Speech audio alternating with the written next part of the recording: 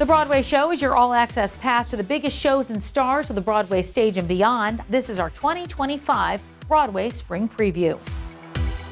The last 5 years comes to Broadway for the first time ever. It is led by Tony winner Adrienne Warren and Nick Jonas. Goodbye until tomorrow. Goodbye till I recall how to breathe. Talk a little bit about the show and talk through it. I know New York's character of the show, and there's just some just incredible parts of this. Being able to have this score. Can you talk a little bit about it for both of you and what it means? Yeah, I think this score and this show as a whole means so much to so many people. People that have done musical theater or that are just fans. This is one of those shows that people just truly love, and I think we are some of those people as well who have come to know it at different stages in our life, and it means different things at different stages of your life. And this story is just so beautiful and tragic, and all the things you love out of a good show. And this creative team is already amazing, and my co-actor, of course, is just phenomenal and a great teammate in this. When you look at it and you look at the story, and as you're older, things mean different things as our lives evolve. Obviously, where does the storyline fit into your lives? And it's going to touch everybody at a different place, obviously, wherever they are. Yeah, I mean, I remember being a girl who came here at 18 years old to New York City and wanted to perform. I remember those moments where I was going through what Kathy went through. I had the summer stock experience in Ohio. I literally did. So I think it touches, I didn't realize how much this show, these characters actually are already in me. And I think we all can relate to these individuals first. Yeah. And then also relate to the fact that they have a relationship and they're finding themselves through what's happening in the relationship. But I could never rescue you, no matter how I tried. All I could do was love you, God. I loved you so. What is it like to have two people coming together, but they're both very separate on stage, especially in the songs? It's a head trip to wrap your head around it. I think we're still even navigating exactly what that's going to look like. Mm-hmm. But I think for those that don't know, a quick sort of overview of the show is that it's a 5-year relationship, meeting, falling in love, being in love, hitting some hurdles, and then falling out of love, right? But it takes place at 2 different timelines. For Kathy, it starts at the end. At the breakup. The breakup. And for Jamie, it starts at the beginning. And we basically go song for song till we meet at the wedding, cross paths, and then we go, the opposite directions. But I think it's a great way to sort of reimagine this idea of boy meets girl, girl meets boy, they fall in love, and then they fall out of love. It's so fresh, even now, 24, 25 years later. Yeah, right. And I think for audiences, they're going to be so enthralled in all that's happening because you have to really stay sharp and keep track. And it's just, I'm such a fan of the show, and to think about bringing that aspect of it to life is going to be really exciting. What do you think some of the lessons are people are going to leave with or learn with, especially people that are coming and hearing the story for the first time? Yeah, I hope that anyone that comes in that theater and has ever been through heartbreak, I hope they know that they're gonna be okay. Yes. I hope they just have an amazing night at the theater, because I think more than anything in this world, we just need to be able to go to a place where we can release and have a good time. And I hope they can just relate to these characters and hear this beautiful music and love it and just enjoy themselves. When it comes to A-list star power, Broadway shows don't get any bigger than this. Denzel Washington, Jake Gyllenhaal, they're leading the revival of Othello this spring. We both started in the theater. I wasn't a film or television actor. I was a theater actor first. And there was a thing called tuition of our children. So bills had to be paid. So for about 15 years, between 1990 and 2005, I stayed and did movies and then went home. And since 2005, this is the 4th show I've done on Broadway in the last 20 years. To me, the fact that people seem excited about this show, to be able to come out every night to an audience that will be excited is a feeling that is unmatched in any form of what we do. Mm-hmm. And eight shows a week is not enough. Oscar winner George Clooney making his Broadway debut this spring in Good Night and Good Luck. It's a stage adaptation of the film of the same name, but this time Clooney's playing Edward R. Murrow. It's our very subtle billboard out in front of the Winter Garden Theater. Listen, we're very excited to be doing this play. We're excited to be here. And the fun part about this is we get to do a play about a subject matter that's very close to our hearts, which is about everything that you guys all do, which is telling the truth and holding truth to power. And so it's a play we're very excited to do. It's not a civics lesson, it's an entertainment. And I'm older by 40 years than everybody else in the play. Fresh off his Tony win in 2024 for Merrily We Roll Along, Jonathan Groff comes back to Broadway in Just in Time. It's a new musical about the life and tunes of the legendary Bobby Darin. Let's send it out to Paul Wontorek.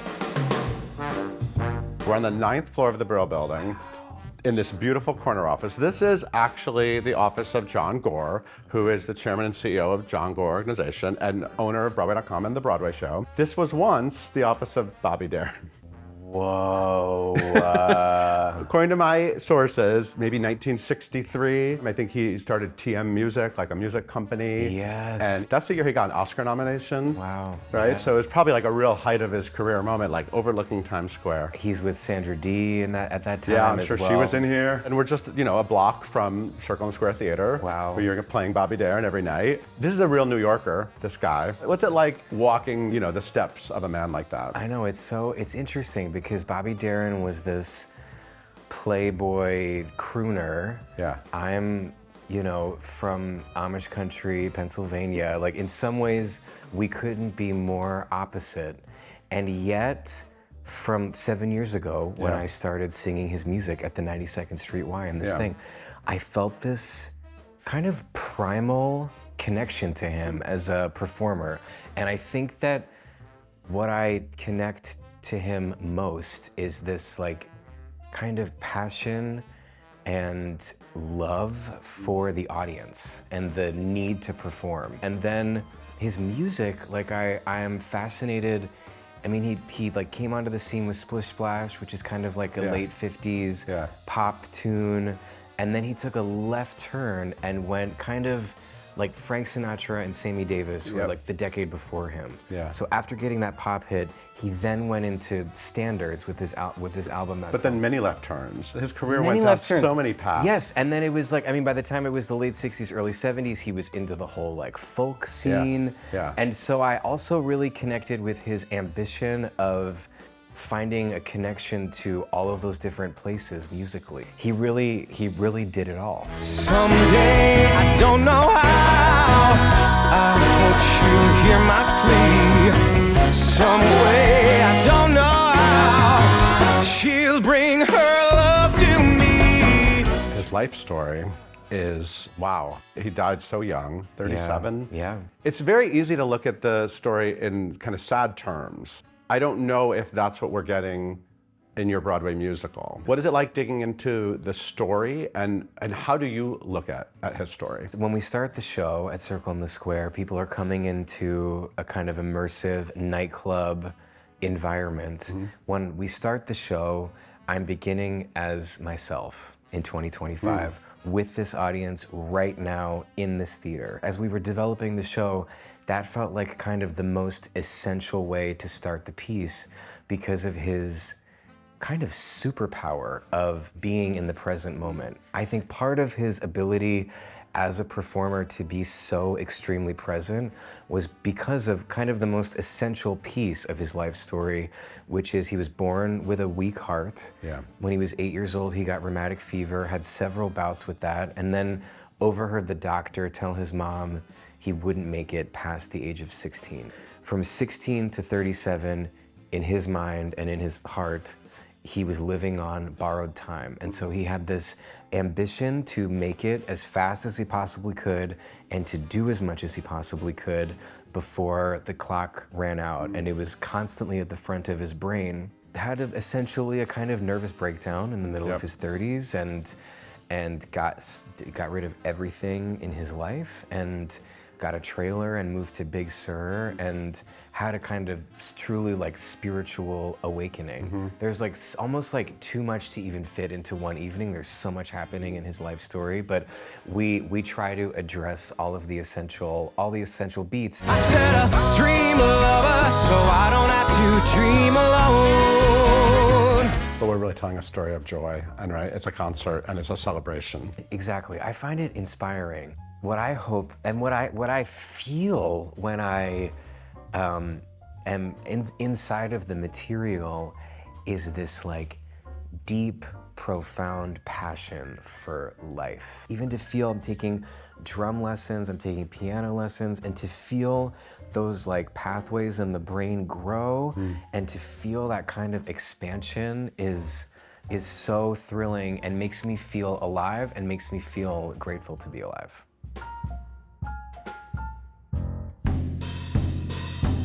Pirates setting sail on Broadway this season. It's Pirates, the Penzance Musical, with a slightly tweaked title. It's a fresh version of the Gilbert and Sullivan classic. We got to know the stars. Gilbert and Sullivan is in my blood. Even as a little kid at like summer camp, they would do a Gilbert and Sullivan every summer. So for years, I've just been marinating in this stuff. It's not like I'm a fanatic, but I just love it. I love the music. I love the comedy of it. And the spin they're doing on this in particular make me really excited about it. It's going to be a Mardi Gras musical. You know, it's going to be so much fun. It's going to be absurd. It's going to be bombastic. They're going to have a great time. I don't see how you cannot have a good time unless you just do not want to have a good time. What I love about our revival is that aspects of the show are very Gilbert and Sullivan, and then other aspects of the show are completely our new take. And it really just gives you everything you could possibly want from a farcical comedy about pirates. Emmy winner Sarah Snook from HBO's Succession comes to Broadway in The Picture of Dorian Gray. Snook taking on all 26 roles in Oscar Wilde's classic. Yeah, I think Succession in a strange, unexpected way prepared me well for having cameras in my face. Because they were always so close and they were always moving around, repositioning, maybe during the scene, reposition. You know, Gregor was here one moment and there the next. And I think getting used to that proximity was really valuable in Succession, because in this, there's people up in your grill. It's very magical. There's moments that, and there's stuff that I was like, is this really necessary? Is anyone going to notice? And there was someone in the audience in London who definitely saw what the trick was, and that did make it all worth it.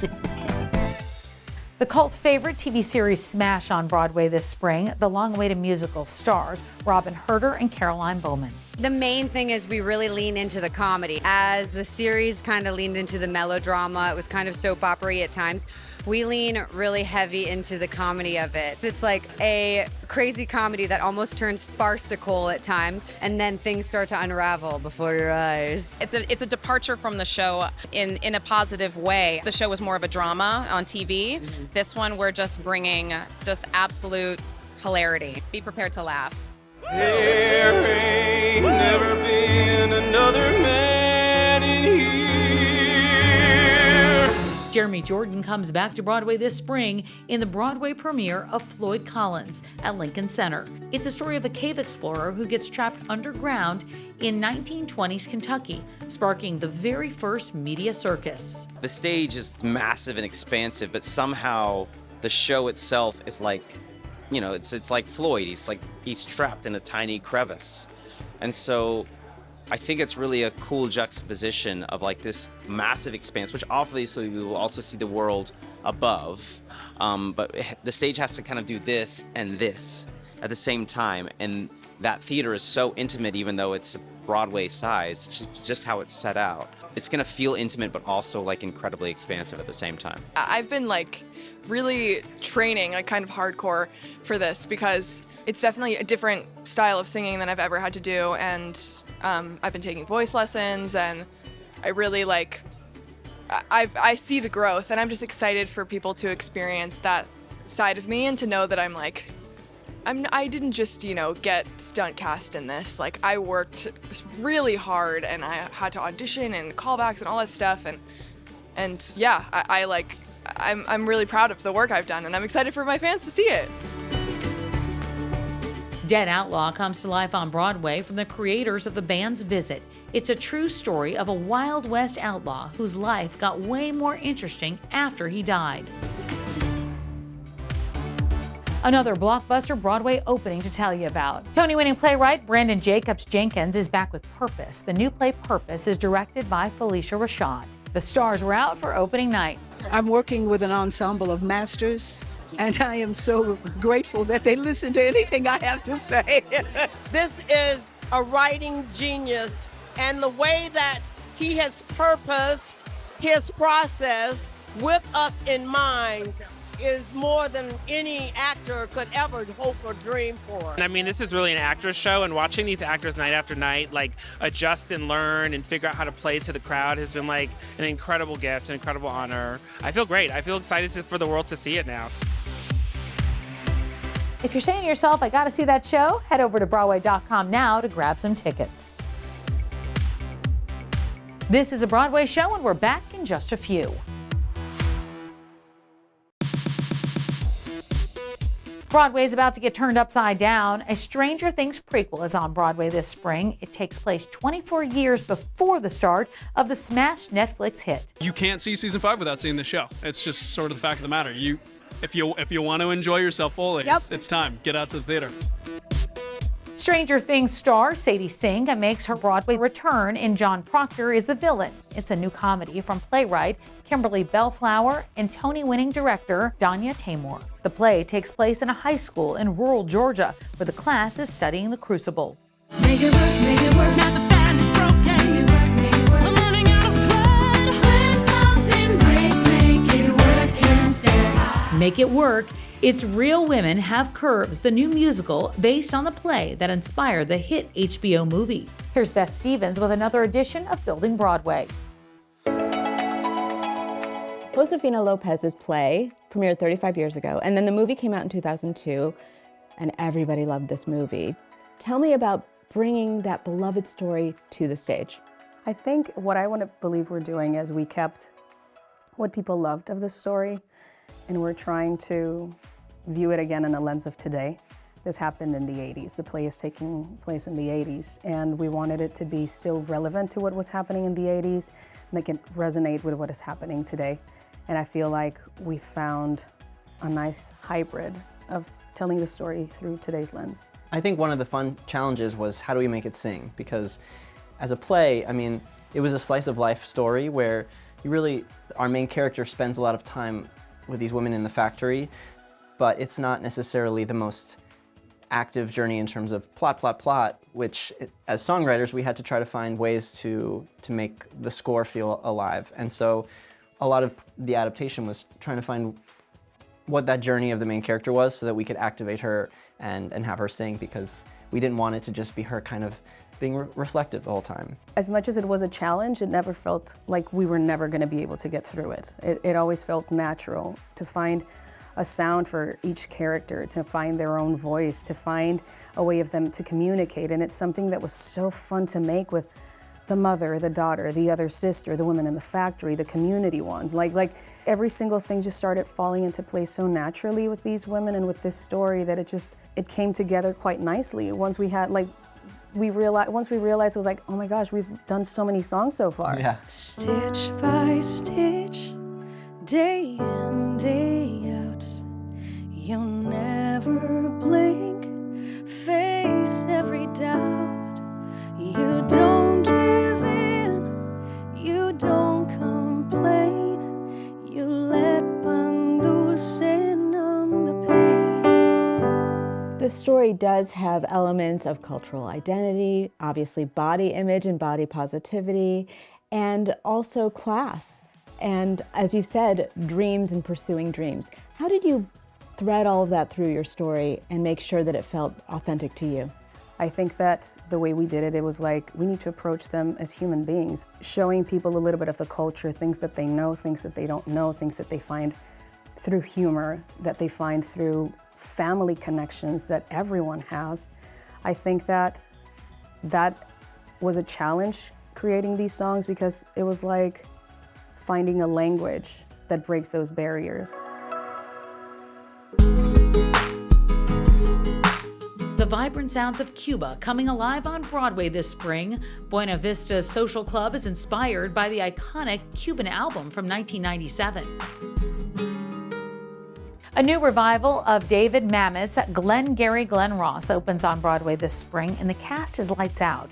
Kieran Culkin, Bob Odenkirk, Bill Burr, and more. I'm inspired by the movie. I don't not watching it. I won't be watching it at all, of course, during all this, but it is, I guess I could sit around and be intimidated by it, but I'm thrilled at the wonderful performances in that film, and I think we can't help but be our own version. I'm in a fortunate enough position to not have seen the movie, so I have no frame of reference. So this is all brand new to me.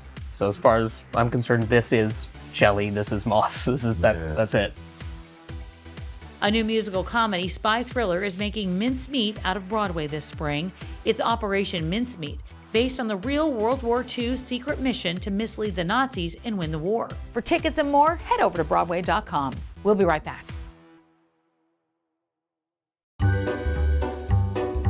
Thanks so much for staying with us for this latest episode of The Broadway Show. So glad you're here. It's Boop the Musical on Broadway this spring, starring newcomer Jasmine Amy Rogers in the title role. It's so exciting. I mean, it's just, I've been waiting for it for my whole life, and I didn't know when it would come or what it would be, but it's like the most insane thing. So I'm so excited.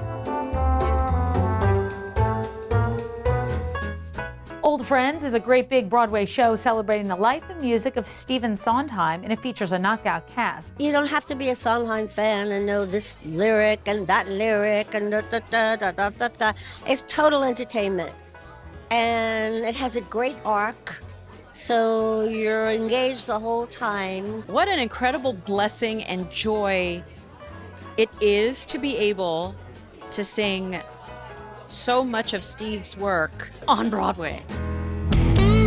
While we're celebrating the new spring season on Broadway, some screen stars are shining off-Broadway in Little Shop of Horrors. We got to know the new stars of Little Shop. This has been my favorite show since I was a kid, and I've always wanted to play Audrey, but I've always just wanted to play anyone in the show, and I've really toyed around with playing the dentist in the show. Yeah, she wants to play the dentist, it's very clear. I'm not over it either, but I'm beyond thrilled to play Audrey, and the biggest thing for me was I've been singing these songs my whole life. I didn't really grow up with Little Shop the same way Liz did. It was always parallel to me, but I felt like we never crossed. So I'm grateful to be able to rediscover it and find it now. I like being able to discover it with not too much knowledge of what it was. I think the beauty of these characters is that you get to bring yourself to them, but when you walk in the dressing room and you see like all the names of the people that have done the show, there's a little pressure. They're so distinct as characters, but also you want to bring your own twist to it.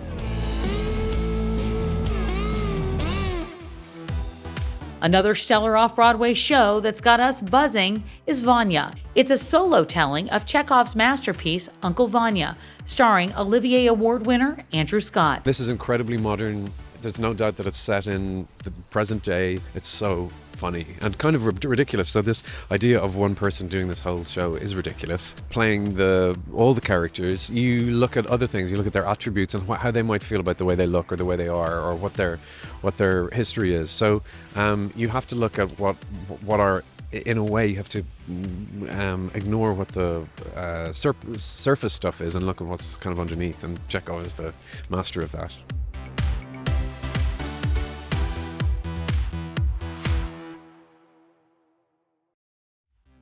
Are you Broadway's biggest fan? Well, now is your chance to show us and win a trip to New York City to experience all the magic of the Great Bright Way. It's pretty simple. All you have to do is send us a short video, no more than 60 seconds, proving why you're Broadway's biggest fan. Then upload it to your social media and submit it to Broadway.com. You may win a round-trip airfare, hotel accommodations, 2 tickets to 3 Broadway shows, and 2 invitations to the Broadway.com Audience Choice Awards. Good luck. That's going to do it for us, but for tickets or if you want to check out our extended cuts of all these interviews, head over to Broadway.com. I'm Tamsen Fadal, and this is The Broadway Show.